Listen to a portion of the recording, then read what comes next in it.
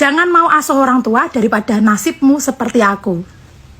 Jadi Besti, ini adalah kondisi kedua orang tuaku.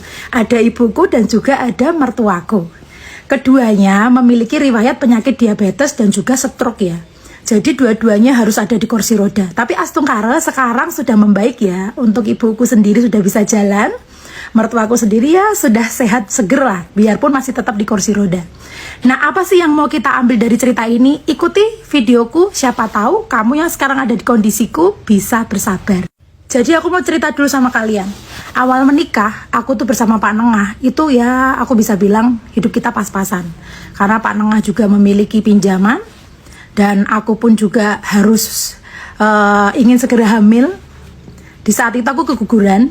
Dan aku diharuskan kalau misalnya mau hamil aku gak boleh kerja. Kondisi suami gaji tinggal sedikit.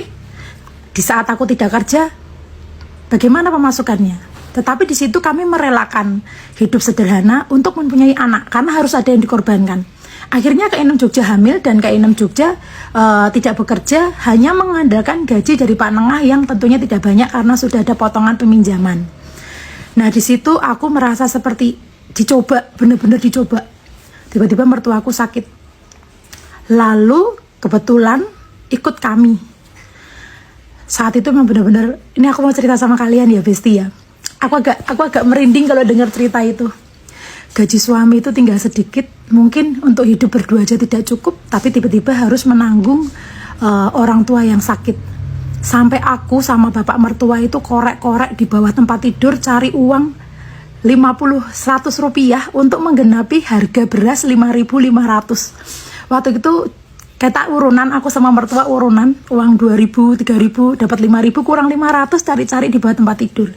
Nah di situ sempat aku merasa begini, kenapa sih harus aku gitu?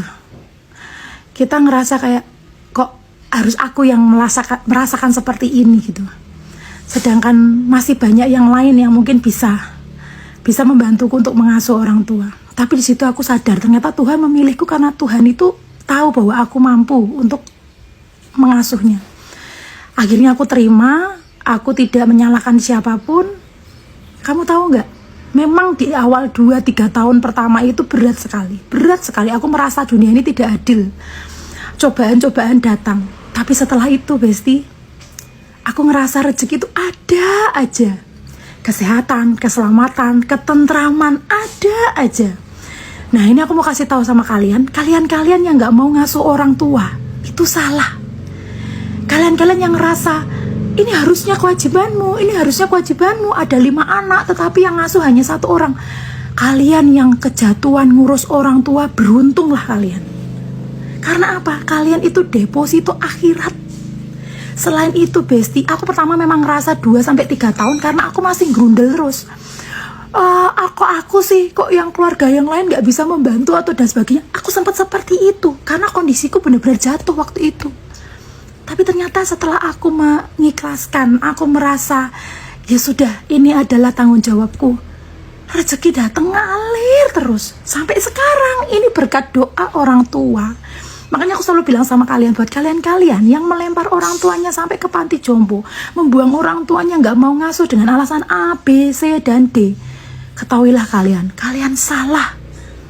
Tiba-tiba kita bisa melunasi hutang. Siapa yang tahu ternyata dikabulkan oleh Tuhan bahkan sampai lebih. Karena apa? Karena kita dengan ikhlas mengasuh orang tua.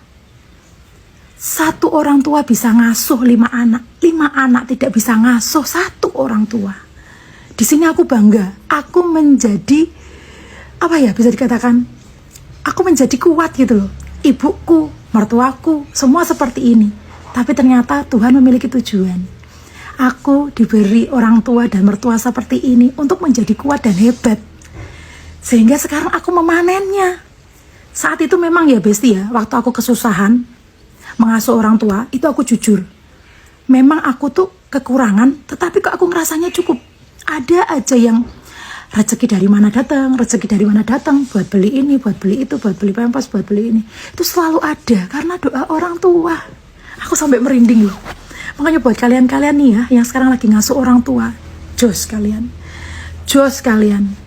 Kalau perlu jangan mau diambil, asuhlah sampai dia purna. Semangat buat kalian para pengasuh-pengasuh orang tua. I love you. Merdeka. Merdeka.